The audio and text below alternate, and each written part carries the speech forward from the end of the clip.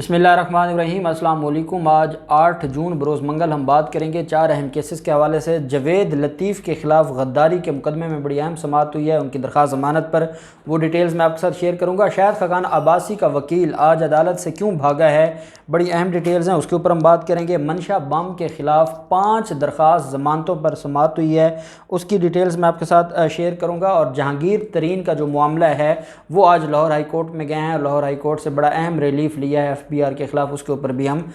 بات کریں گے۔ پہلے میں آپ کو منشا بم کے حوالے سے بتاتا چلوں، جن کا تعلق سیاسی جماعت سے ہے، وہ سیاسی جماعت کہتے ضرور ہیں، نون لیگ کا نام نہیں لیتے، لیکن جب نون لیگ کی وکلا ٹیم ان کے ساتھ کھڑی ہوتی ہے تو پھر کوئی شک نہیں رہتا۔ منشا کھوکھر اور منشا بم ان کا نام ہے، جوہر ٹاؤن میں، اور ان کے خلاف آپ کو ثاقب نثار کا وہ سو موٹو یاد ہوگا جس میں منشا بم کو ہتھکڑی لگائی گئی تھی سپریم کورٹ میں، اور یہ جو ایک خوف کی علامت سمجھے جاتے تھے لاہور میں، ان کو ہتھکڑی لگا کر جو ہے وہ ان کے خلاف کارروائی شروع کی تھی اور مقدمات درج ہوئے تھے۔ 5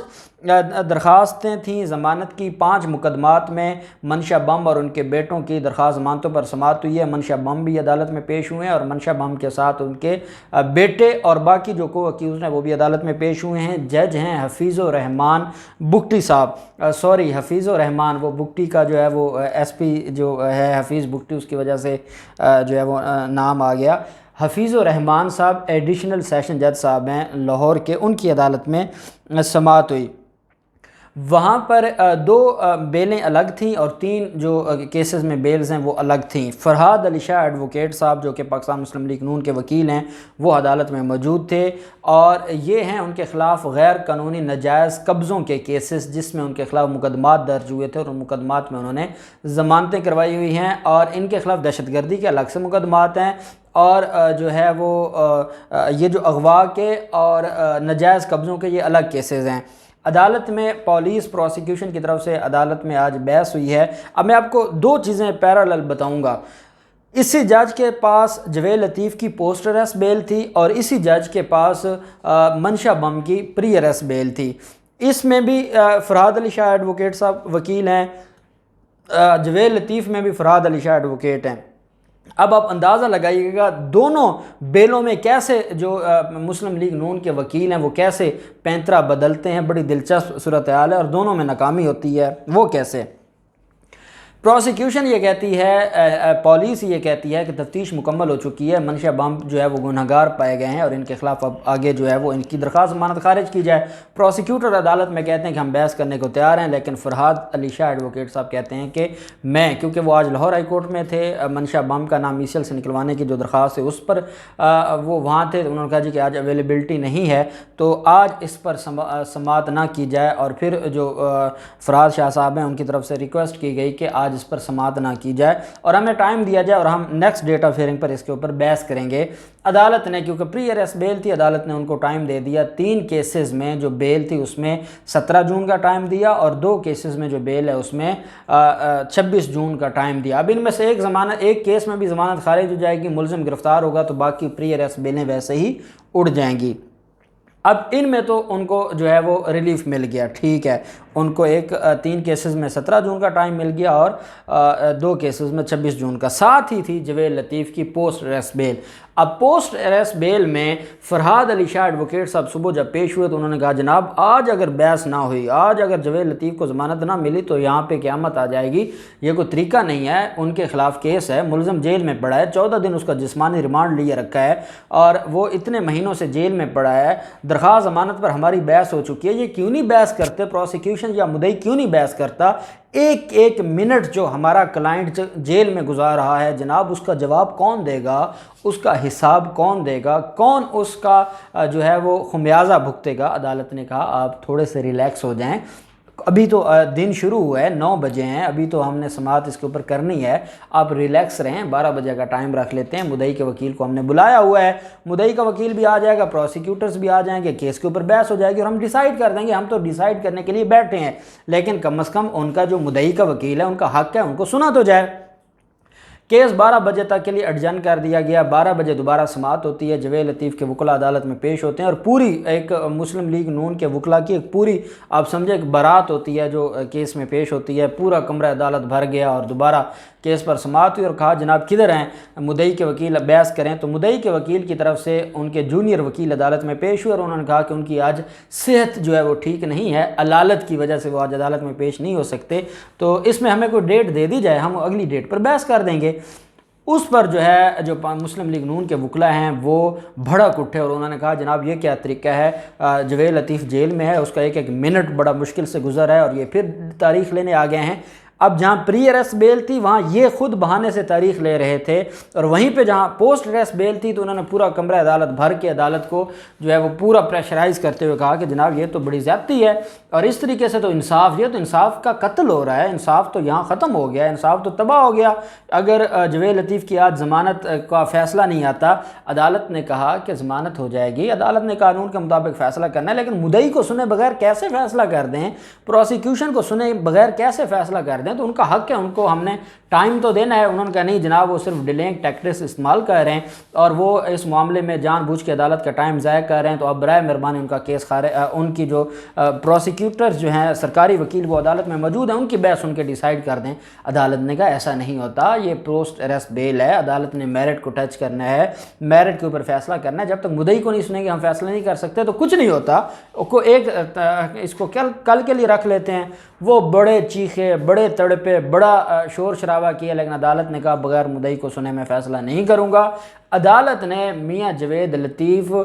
کے خلاف جو غداری اور بغاوت کا مقدمہ ہے اس کی سماعت کل تک کے لیے ملتوی کر دی، اور عدالت نے کہا کہ مدعی کو سنوں گا تو فیصلہ دوں گا، آپ شور شرابہ کرنا چاہتے ہیں خوشی سے کریں، عدالت قانون کے مطابق چلتی ہے، اور عدالت نے کل کے لیے ایڈجن کر دیا۔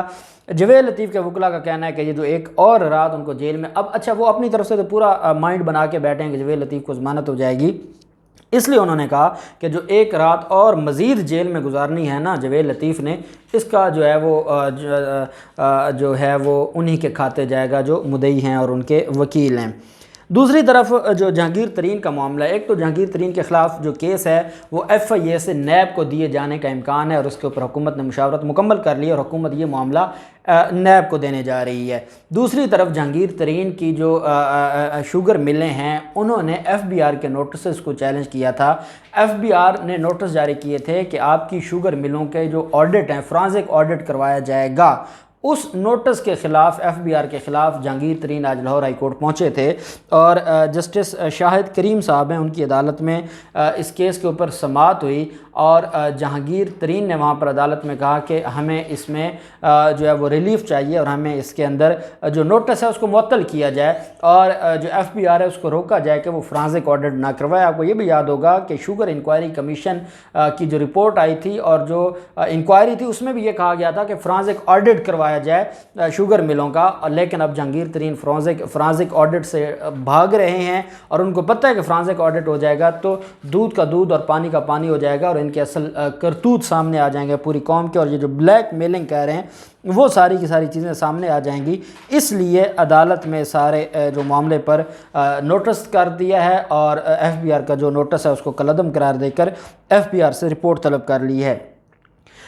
دوسری طرف ہم دیکھتے ہیں شاہد خاقان عباسی کا معاملہ۔ شاہد خاقان عباسی کے خلاف ایل این جی ریفرنس میں آج سماعت ہوئی ہے، اور ایل این جی ریفرنس میں جب سماعت ہوئی تو بیرسٹر ظفر اللہ صاحب، یہ وہ وکیل ہیں جو نواز شریف کے بھی وکیل تھے، اور انہوں نے عدالت میں جج محمد اعظم خان صاحب جج ہیں، ان کو کہا تھا کہ جناب نیب کا اور عدالتوں کو ہم اس طرح نہیں چلنے دیں گے جیسے انہوں نے جلد بازی میں نواز شریف کو سزا دی تھی، ہم شاہد خاقان عباسی کو نواز شریف نہیں بننے دیں گے۔ عدالت نے کہا تھا کہ آپ قانون کے مطابق بات کریں گے تو عدالت سنے گی، قانون سے ادھر ادھر جائیں گے عدالت آپ کی بات نہیں سنے گی، عدالت پابند نہیں ہے آپ کی باتیں یہاں سننے کے لیے بیٹھی ہو۔ پھر اس پر فرد جرم عائد ہوا تھا، عبداللہ خاقان عباسی کے خلاف بھی فرد جرم عائد ہوا تھا۔ ان کے جو پارٹنر تھے، جو انڈین کمپنیز کے لوگ تھے یا مختلف بیرون ملک کمپنیز کے لوگ تھے، ان جو بیرون ملک جو فارنرز تھے جن کو ملزم رکھا گیا تھا ان کو اشتہاری ڈکلیئر کر دیا گیا تھا۔ باقیوں کے خلاف فرد جرم عائد ہونے کے بعد جرا شروع ہو گئی تھی۔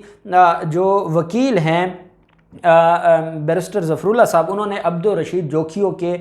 ऊपर जो गवाह है नैब का, उसके ऊपर जिरा मुकम्मल की। तो उन्होंने कहा जब अगला गवाह पेश हुआ तो अगले गवाह पर उन्होंने कहा कि जनाब नहीं, हम इस पर आज जिरा नहीं करेंगे, हमें डॉक्यूमेंट्स मुकम्मल नहीं दिए गए। अदालत ने कहा, जो नैब प्रोसिक्यूटर थे उन्होंने कहा कि जनाब इनको सारे डॉक्यूमेंट्स तो हमने दे दिए, रेफरेंस के साथ जो रेलिवेंट डॉक्यूमेंट्स थे वो हमने दे दिए हैं। अब ये इतने अरसे के बाद ये बहाना कर रहे हैं और ये इसलिए चाहते हैं कि डिले हो, अब ये डॉक्यूमेंट्स का बहाना कर रहे हैं। तो अदालत ने कहा भी डॉक्यूमेंट्स तो आपने उस वक्त चेक करने थे, अगर कोई डॉक्यूमेंट पूरा नहीं था अदालत आपको ले के देती। अब ट्रायल जो है वो आधा हो गया है और अब आपको डॉक्यूमेंट्स याद आए, तो ये कोई तरीका नहीं है, डिलेइंग टैक्टिक्स इस्तेमाल ना करें। उन्होंने कहा नहीं जनाब, हमें डॉक्यूमेंट्स देंगे तो हम जिरा करेंगे, बाकियों पर नहीं तो नहीं करेंगे। जब अदालत में जो है वो शोर शराबा करने लगे बैरिस्टर ज़फ़रुल्लाह साहब, तो अदालत ने कहा कि ठीक है, फिर हम तफ्तीशी को बुला लेते हैं नैब के, और वो आज ही आके अदालत को बता देता है। अगर उसने इनको डॉक्यूमेंट्स दिए हैं तो ठीक है, नहीं तो वो जो डॉक्यूमेंट्स आपको चाहिए आपको दे देते हैं, आप इस पर जिरा तो करें।